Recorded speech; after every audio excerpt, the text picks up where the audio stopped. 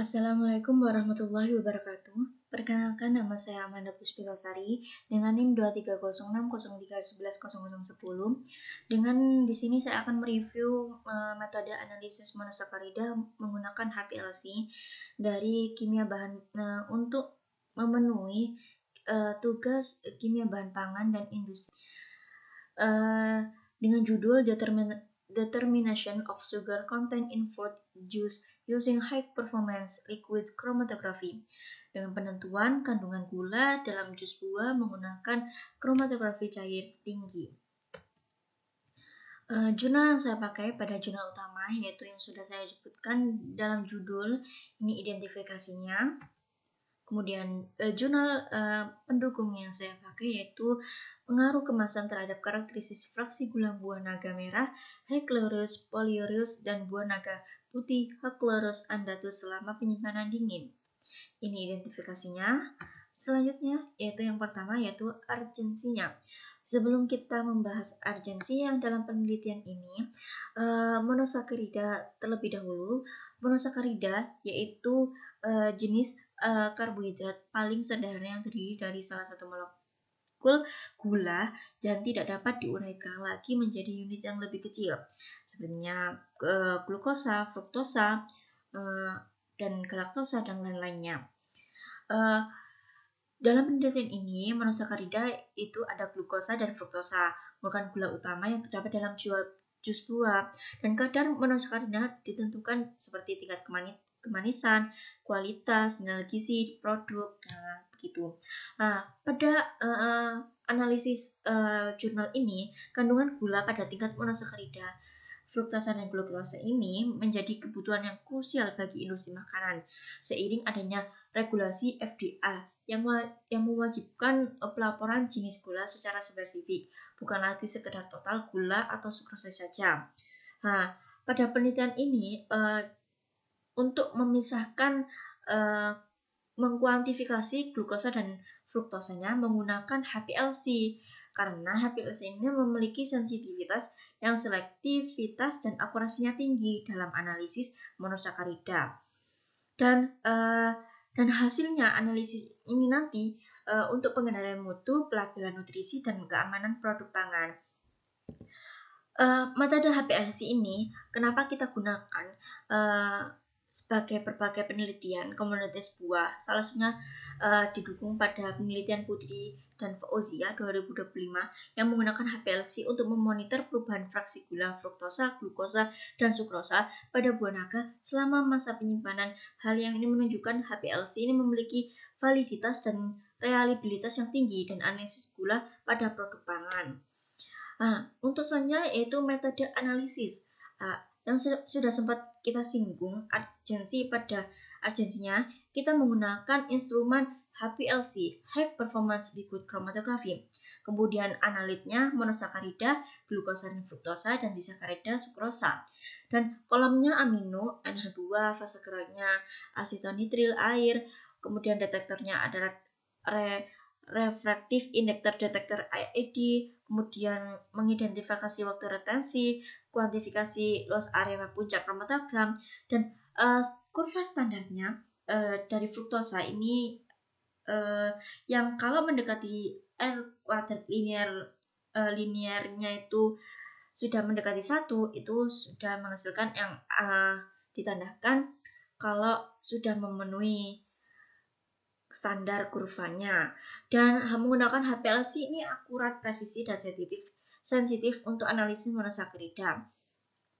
Penggunaan instrumen HPLC ini optimasi fase gerak dan kolom yang mampu memisahkan komponen monosakarida dan sensitivitasnya tinggi. Selain pada jus buah, penerapan metode ini juga susah diaplikasikan untuk mengukur fraksi gula pada buah utuh seperti buah naga dan merah dan putih. Selanjutnya tahap-tahapan dalam jurnal tersebut, kita membutuhkan preparasi. Sebelum melakukan tahap-tahapannya, kita melakukan persiapan larutan stok gulanya dengan langkah-langkah tersebut yang sudah tertera, dan persiapan larutan standar yang sudah tertera, dan persiapan fase gerak. Kita menggunakan HPLC pasti memerlukan fase geraknya. Kemudian preparasi sampel. Preparasi sampel ini ada dua, yaitu preparasi sampel jus buah segar dan preparasi sampel jus buah kemasan yang sudah tertera pada langkah-langkah berikut. Kemudian pada jurnal ini memiliki prinsip instrumen, yaitu prinsip HPLC, yaitu tentang pemisahan komponen gula, fruktosa, glukosa, sukrosa terpisah berdasarkan interaksi antara fase diampolar, kolom NH2, dan fase gerak. Senyawa yang berinteraksi lebih kuat dengan kolom akan bertahan lebih lama, menghasilkan waktu retensi yang berbeda. Kemudian prinsip detektor RI mendeteksi, yaitu mengukur perbedaan indeks bias antara fase gerak murni, referensi, dan eluat yang membawa analit gula. Perubahan indeks bias ini sebanding dengan konsentrasi gula yang kemudian diterjemahkan menjadi luas area puncak AOC pada kromatogramnya. Kemudian kita langsung saja hasil dan pengamatannya. Pada tabel 1, hasil kandungan fruktosa, glukosa, dan sukrosa dalam buah kemasan. Kalau pada buah kemasan ini terdapat yang paling tinggi fruktosanya, yaitu 1,43%, dan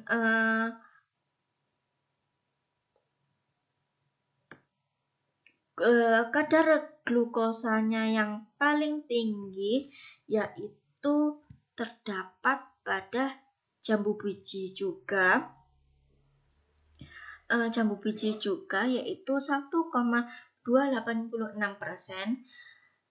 sedangkan yang paling rendah monosakaridanya yaitu jus jeruk, yaitu 0,469% dan 0,4564%. Dan untuk disakarida sukrosanya justru ini terbalik. Jus jeruknya ini memiliki sukrosa yang lebih tinggi, yaitu 1,86%, sedangkan jus jambu bijinya memiliki sukrosa yang rendah, 0,544%. Dan jadi untuk jus segar, jus jambu biji ini jadi kan yang sukrosa yang paling tinggi ini monosakaridanya. Jadi jus jambu biji ini kaya akan gula sederhana, fruktosa dan glukosa, tapi sedikit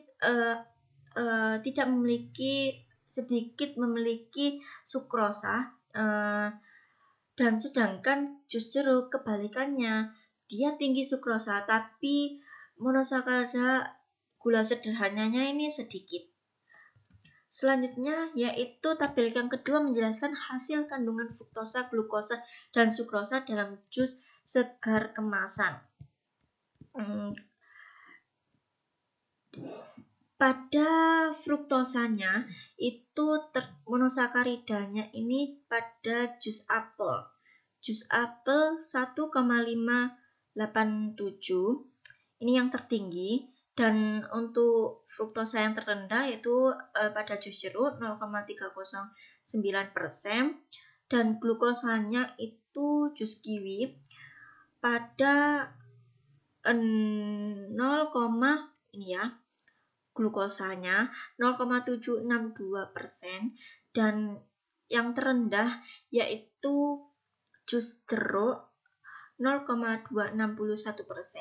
Nah, itu monosakaridanya. Kalau disakarida sukrosanya, jus jeruknya ini yang paling tinggi 0,8998. Kemudian yang kadar terendahnya pada stroberi yaitu 0,063%.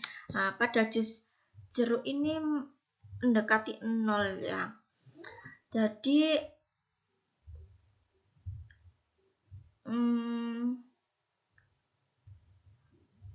kemasan karakteristik alami buahnya tetap terlihat, jus jeruk kemasan tetap tinggi, suhu seperti buah segar, sedangkan produk seperti jus apel kemasan lebih didominasi pada gula jenis fruktosanya. Jadi kadar gula alami pada jus buah segar tadi ini kemasan terdeteksi lebih tinggi daripada jus kemasan yang tabel 1 karena penurunan kadar gula dan jus kemasan ini kemungkinan besar terjadi karena adanya proses pengenceran atau pengolahan di pabrik.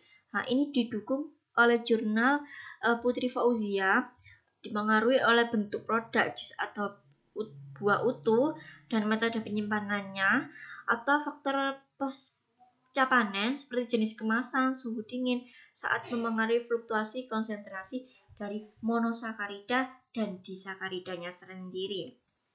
Kemudian di sini ada hasil pengamatan dari kurva kalibrasi fruktosa, glukosa, dan sukrosanya memiliki regresi linear masing-masing ini untuk fruktosa, glukosa, dan sukrosa.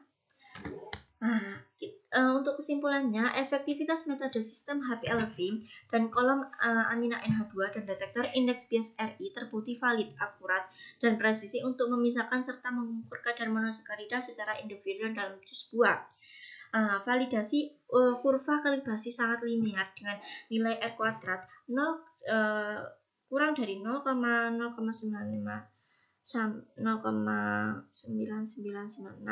dan 0,997 serta rata-rata persen perolehan kembali recovery-nya rentang 86 sampai 90% untuk fruktosa dan glukosa.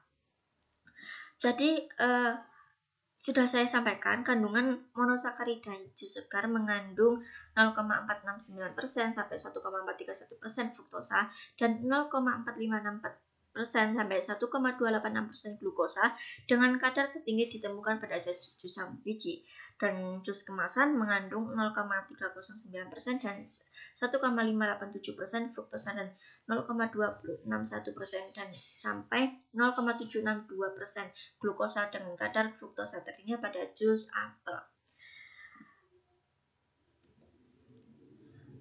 Ini daftar pustaka yang saya pakai.